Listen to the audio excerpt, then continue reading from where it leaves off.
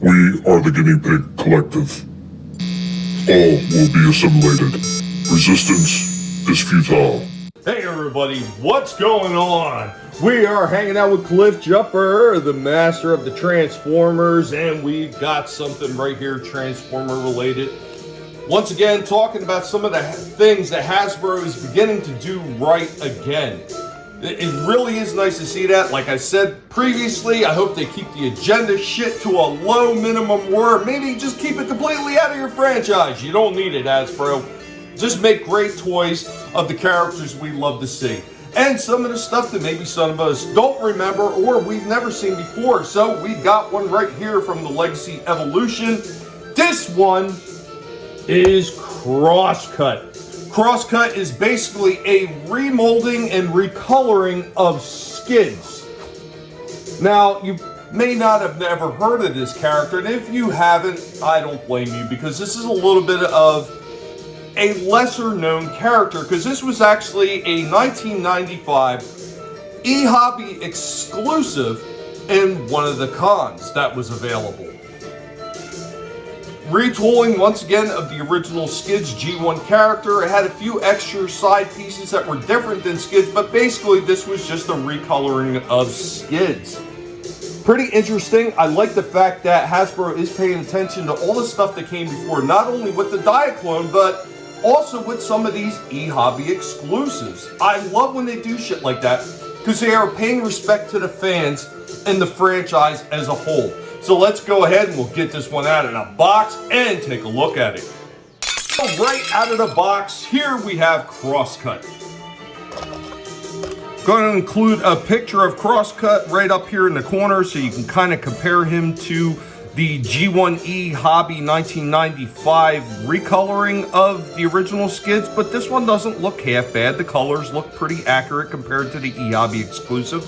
Let's check out the joints, see how tight they are. The joints are actually tight. They didn't mess up the remolding this time. Of course, you got kick up there. The leg kicks forward quite a bit. Kicks back fairly far as well. He's got a turn up here at the top of the thigh. Of course, he's got the knee joint right there. He does have a rocker as well. Awesome. Always important that they include those rockers. He does have a waist turn. Very nice. The arms go all the way up and around, and there is kind of like a pivot point right here. It's part of the transformation, so you can get a little bit more down.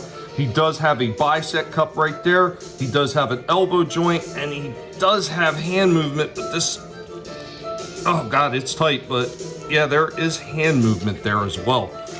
Check out the articulation in the head, and yeah, the articulation in the head is a little bit lacking. There's not much there. I mean, he can look side to side and just kind of pivot around ever so slightly, but there is not much in the way of articulation in the head.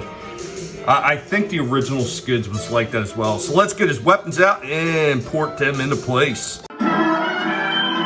So here he goes with all his guns ported into place. Got him in a little bit of an action pose, showing off some of the articulation that this one has. I really do like this. So he's got 3 different weapons that you can port in. He's got this one little blaster right here. He's got this twin blaster. And then he's got this big giant clearish blue blaster that actually can also double as an axe as well.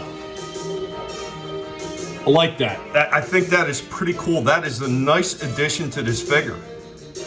So you can take the weapons and you can port them all together, and you can create this little like roller character that the eHobby exclusive one came with.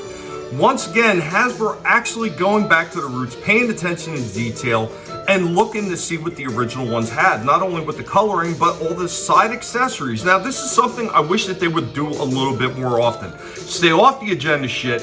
Look at what the original toys were. Give us really good modern representations of those toys and those characters, and you will do just fine, Hasbro. This is what we need to see more of. And here we go in his vehicle form. Doesn't look half bad. A little bit difficult to get some of these things to port in, but I had the same problem with the original Skids figure. It's not bad though. It doesn't look half bad. I mean, I wish they would have did something a little extra with the red on the wheels to make it stand out a little better, because it just looks odd, like a solid red color for these wheels. But I mean, other than that, it doesn't look bad. You can actually port the weapons on the vehicle as well. Here he goes with all his weapons ported on, and I gotta say, even Jumper is impressed with this one. I like this one. I even just for a recoloring of that old Skids mode, I think this one is pretty cool. I can't really complain about this. You've given us an eHobby exclusive from '95 in a more modern update, something that most fans probably didn't get, and making it look pretty good and making it look as close to the original as possible. I respect that. Anyway, guys, be sure to let Jumper know what you think about this one. Later, y'all. The Transformers, more than meets the eye. The Transformers.